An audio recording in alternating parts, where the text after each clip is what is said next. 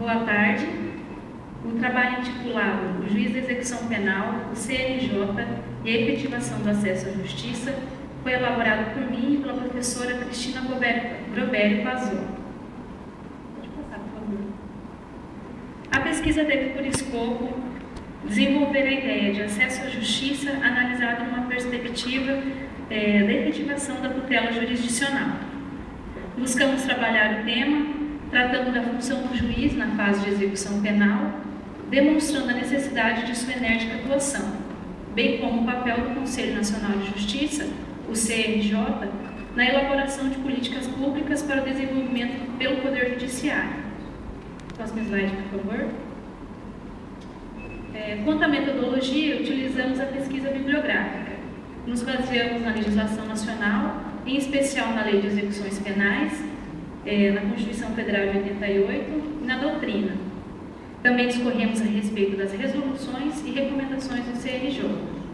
Próximo slide. O acesso à justiça. Existem inúmeras conceituações referentes ao termo acesso à justiça, porém nem todas alcançam o seu sentido mais abrangente. Para Sintra, Grenoble e Dinamarca, significa ser indispensável que o maior número possível de pessoas seja admitido a demandar e a defender-se adequadamente. Para o Watanabe, não se trata apenas de possibilitar o acesso à justiça enquanto instituição estatal, e sim de viabilizar o acesso a uma ordem jurídica justa.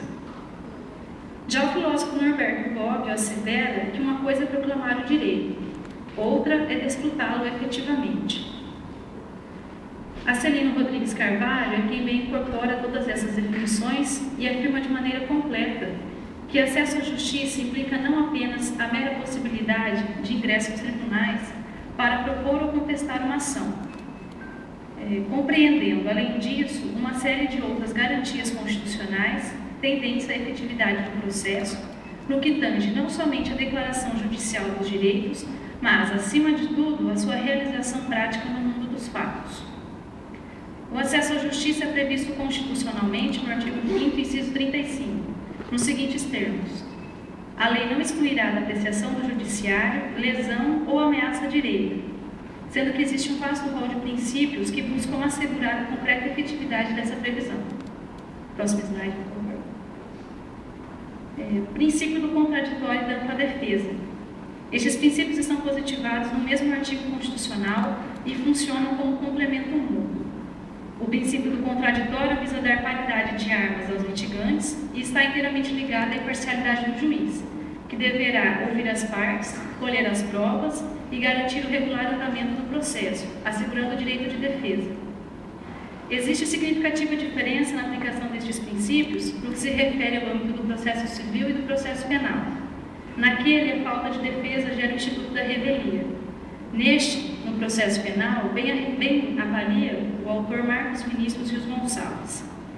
Como está em jogo a liberdade das pessoas, ele deve ser real e efetivo. Mesmo que o réu não queira defender-se, é preciso que o faça. Se se recusar, o juiz nomeará em seu favor um defensor dativo. E caso tenha constituído advogado, se a defesa por ele apresentada não for suficiente ou for a técnica, o juiz declarará indefeso e nomeará outro em substituição. Próximo slide. Princípio da igualdade.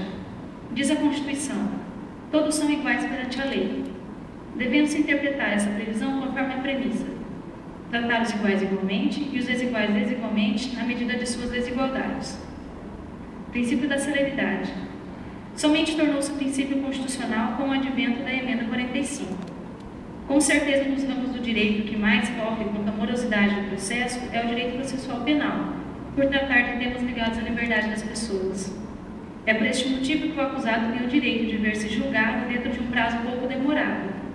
Não é justo que um sujeito permaneça submisso ao arbítrio do Estado por tempo indefinido, pois, afinal, até que se prove a culpa, presume-se a inocência. Princípio da publicidade. Regra geral, os atos processuais serão públicos, garantindo julgamentos justos, sem arbitrariedades e com aplicação da lei sem exceções. A este princípio está atrelado o princípio da motivação das decisões judiciais. O princípio do devido processo legal, na verdade, é um difusor dos demais princípios e tem por objetivo manter o processo regularmente disciplinado. a Lei 7.210 de 84. É a Lei de Execuções Penais, que completou em 2009 25 anos, e durante todo esse tempo inúmeros apontamentos a seu respeito foram realizados, iniciando-se pela divergência quanto à natureza da execução penal. Com a Constituição Federal de 88, tornou-se nítida a sua caracterização jurisdicional e administrativa.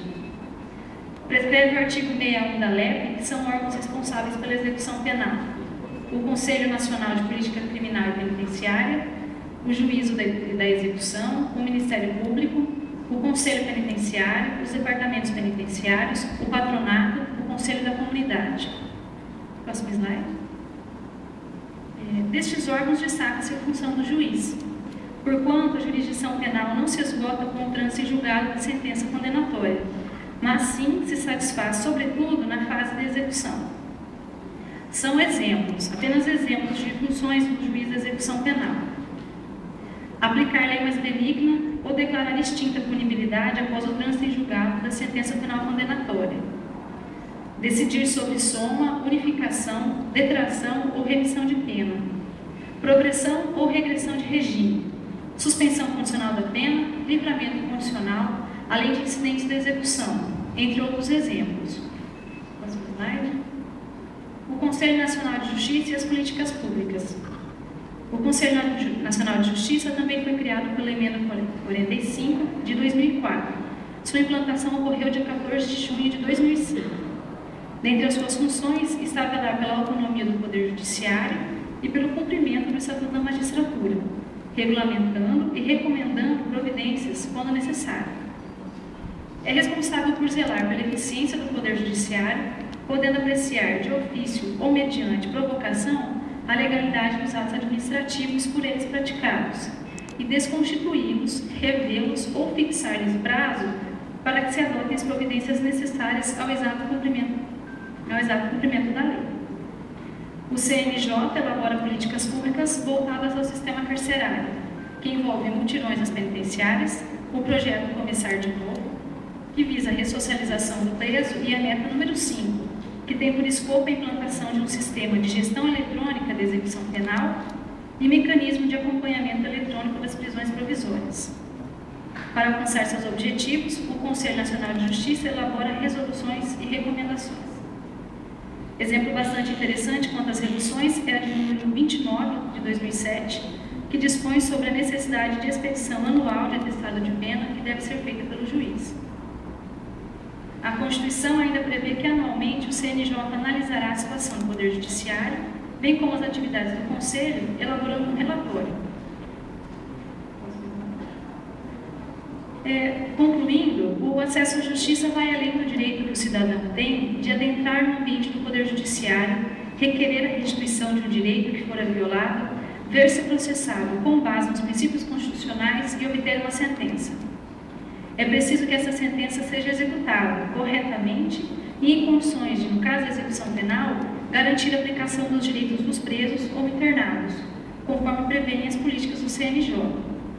Para que essa efetivação aconteça, o papel do juiz da vara de execuções penais torna-se primordial, pois age jurídica e administrativamente no intuito de zelar pela correta aplicação da pena. Apenas para ilustrar o trabalho, é uma reportagem que não faz parte do artigo, mas complementa e torna mais visual o trabalho. É um destaque. Corroborando as informações prestadas, temos a notícia de que o CNJ está agindo no Mato Grosso do Sul. Os trabalhos do mutirão carcerário no Estado completaram um mês no dia 13 de setembro. Dos quase 2.000 processos analisados com réus presos, foram concedidos 424 benefícios nas varas de execução penal e 228 alvarás para presos provisórios. Com o intuito de desafogar o sistema carcerário no Estado, alguns magistrados direcionaram esforços para atender as recomendações e resoluções do CNJ. No Mato Grosso do Sul existem aproximadamente 10.000 presos, distribuídos em 42 penitenciárias, além de cerca de 2.000 detentos nas delegacias. O mutirão tem o fim de diagnosticar o quadro de execução penal no Estado, solucionar questões relacionadas tão somente com a execução de medidas privativas de liberdade e propor melhorias para o sistema penitenciário. Para isso foi criada a Força-Tarefa, integrado por juízes do Estado para reexaminar todos os processos com réus presos. O mutirão conta com a participação de outros órgãos, como a Secretaria de Justiça e Segurança Pública, a Defensoria Pública, o Ministério Público e a Ordem dos Advogados do Brasil de Mato Grosso do Sul. Obrigada pela atenção de todos.